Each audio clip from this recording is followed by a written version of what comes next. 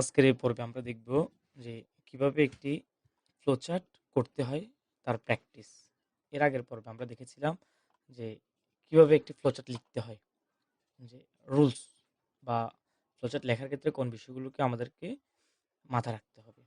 যারা ওই ভিডিওটি দেখেনি অবশ্যই দেখে নিবে। প্লেলিস্টে গেলে আমাদের পার্ট 1টি পাবে, অথবা রুলস ফর ফ্লোচার্ট এই শিরোনামে একটু আমাদের ভিডিও পাবে। এবার যেটা দেখব আমরা, সেই ফ্লোচার্ট প্র্যাকটিসের জন্য আমরা যে প্যাসেজটি বেছে নিয়েছি সেটা হচ্ছে নেলসন ম্যান্ডেলা, যেটি আমাদের বইয়ের ইউনিট 1 লেসন 2।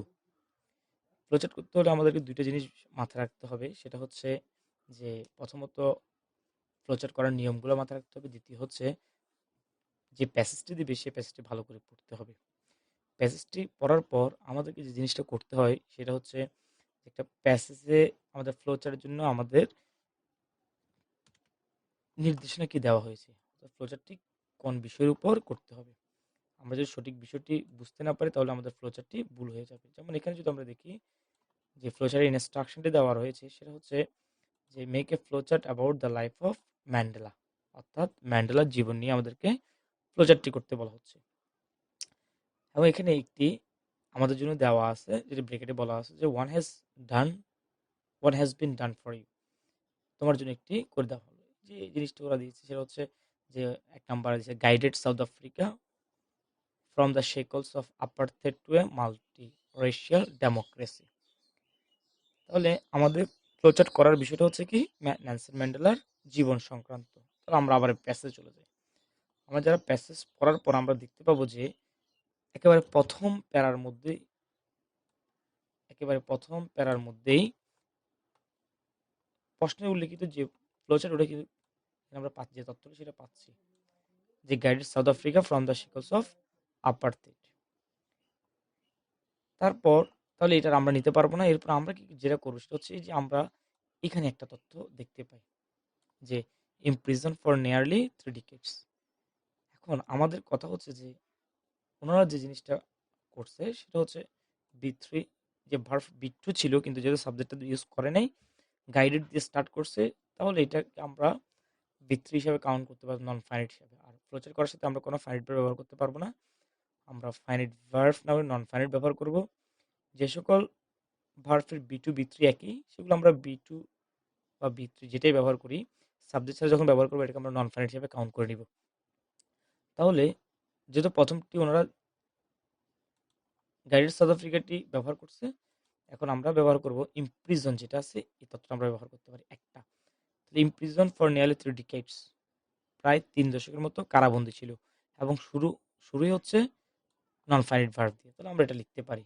আর খেয়াল রাখতে হবে যে শেষে কোনো ধরনের প্রশ্ন ফুল স্টপ ব্যবহার করা যাবে না। তাহলে আমরা যদি এটা নিয়ে নিই তাহলে দেখা যায় আমরা এখানে যদি এটা পুট করে দিই ইমপ্রিজন ফর নিয়ারলি 3 decades, শেষে ফুল স্টপ দেওয়া যাবে না, ওনারাও দেয়নি আমরাও দিব না। এরপর আমরা যদি যাই প্রথম পেজে, আবার প্রথম প্যারায় এই দ্বিতীয় প্যারাতে আর পাওয়া যায় কিনা, আমরা আরও একটি তথ্য দেখতে পাই যা আমরা ফ্লোচার্টে নিতে পারি, যে সেটা হচ্ছে এই অংশে fight against what minority rules, fight against what minority rules. কথা হচ্ছে আমরা এই অংশটা নিতে পারি। এখন এই অংশটা নিলে আমাদেরকে একটু কারেকশন করতে হবে। সেটা হচ্ছে যদি আমরা এই জিনিসটা বসাই 3 নম্বরে, আমরা যদি এটা বসিয়ে দিই ফাইট, এটা বি1, আর আমরা বি1 ব্যবহার করতে পারবো না। তাহলে আমাদেরকে যেটা করতে হবে এটাকে নন ফাইনাইট করতে হবে। নন ফাইনাইট করতে হলে আমাদেরকে বি3 নিতে হবে। আর ফাইটের বি3 আমরা জানি ফট, আমরা ব্যবহার করে দিলাম ফট এগেনস্ট হোয়াট মাইনরিটি রুলস, যে শ্বেতাঙ্গদের যে শাসন ছিল বা সংখ্যা লঘিষ্ঠ যে শ্বেতাঙ্গরা ছিল তাদের বিরুদ্ধে তিনি লড়াই করেছিলেন। এরপর যদি আমরা আরেকটি তথ্য নিই, তারপর আমরা নিতে পারি যেটা সেটা হচ্ছে আমরা দ্বিতীয় চলে গেল। এরপর আমরা এখানে একটা দেখতে পাই যিনি সাউথ আফ্রিকার প্রেসিডেন্ট হয়েছিলেন, এই কলামের মধ্যে আমরা দেখতে পাই তিনি সাউথ আফ্রিকার প্রেসিডেন্ট হয়েছিলেন, বিকামিং সাউথ আফ্রিকার ব্ল্যাক প্রেসিডেন্ট ইন 1994। আমরা এই তথ্যটা নিতে পারি। এখানে যদি আমরা এটা নিই তাহলে দেখেন যে বিকামিং দিয়ে স্টার্ট, অর্থাৎ নন ফাইনাইট দেওয়াই আছে। আমরা এটা নিলে আর আমাদের সুবিধা হচ্ছে তথ্যটা আমরা নিতে পারি। আমরা যেটা নিই এটাকে আমরা ব্যবহার করতে পারি। তো becoming south Africa first black president 1971, Nelson ম্যান্ডেলার একটা তথ্য। এরপর যদি আমরা নিই সেটা হচ্ছে আরও একটা নিতে পারি যে তিনি আমরা আরেকটা তথ্য পাই সেটা হচ্ছে ওনার যে তিনি নোবেল পুরস্কারে ভূষিত হয়েছিলেন। এখানে দেওয়া আছে Mandela was awarded Nobel peace prize. এখন আমরা সাবজেক্ট নিতে পারবো না, ভার্ব নিতে পারবো না, এই অক্সিলারি ভার্বটা আমরা নিতে পারবো না, আমরা কেটে দিব। আমরা শুধুমাত্র এখান থেকে অ্যাওয়ার্ডেড নোবেল পিস প্রাইজ, তাহলে অ্যাওয়ার্ড আমরা নন ফাইনাইট হিসেবে কাজ করবে। অর্থাৎ আবারও বলি, আমরা নন ফাইনাইট হিসেবে 2+V1 V3 V1 plus ING এই অংশগুলো ব্যবহার করতে পারবো। এই অংশগুলো দিয়ে আমরা আমাদের ফ্লোচার্ট স্টার্ট করতে পারি। অ্যাওয়ার্ডেড নোবেল পিস প্রাইজ আমরা দিয়ে দিলাম একটা, আর একটা তথ্য আমাদের লাগবে। এবং এই ক্ষেত্রে আমরা একটা নিতে পারি যে আরেকটি তথ্য আছে সেটা হচ্ছে যে আমরা যদি অনেকগুলো তথ্য আছে, আমরা খুব সহজ থেকে যদি আরেকটা নিই যে তিনি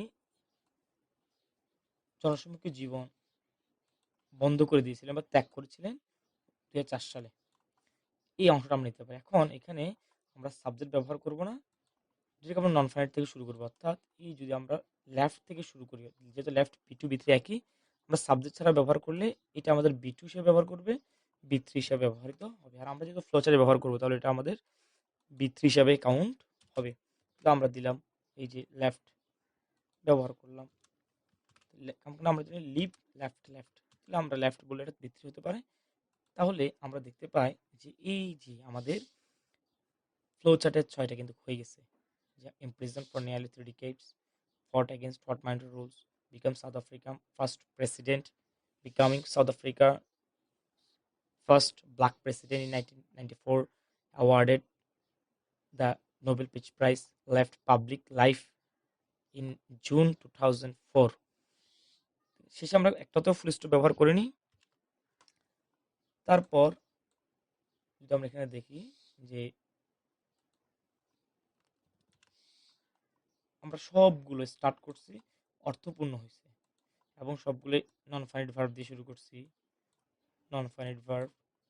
তারপরে যাই এখানে ছিল শেষে আমরা কোথাও ফুল স্টপ ব্যবহার করে নেই, কোনো ধরনের প্রোনাউন ব্যবহার করে নেই এবং তথ্যপূর্ণ, প্রতিটা ফ্রেজে তথ্যপূর্ণ হয়েছে, যা আমাদের ফ্লোচার্টের শর্ত।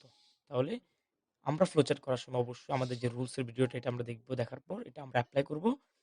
অ্যাপ্লাই করার পর যদি কোনো ধরনের কথা থাকে তাহলে অবশ্যই কমেন্টে বলবো, তাহলে আমি সেখানে ব্যাখ্যা করে দিব। আরেকটা কথা হচ্ছে প্রচার করার সময় অবশ্যই রুলসটা যেমন দেখতে হবে, প্যাসেজটাও ভালো করে পড়তে হবে এবং আমাদেরকে ফ্লো চার্ট কোন বিষয়ের উপর করতে বলে সেটাও মনোযোগ দিয়ে দেখতে হবে। কেন যদি আমরা টপিক না বুঝি তাহলে কিন্তু আমার আনসার ভুল হয়ে যাবে।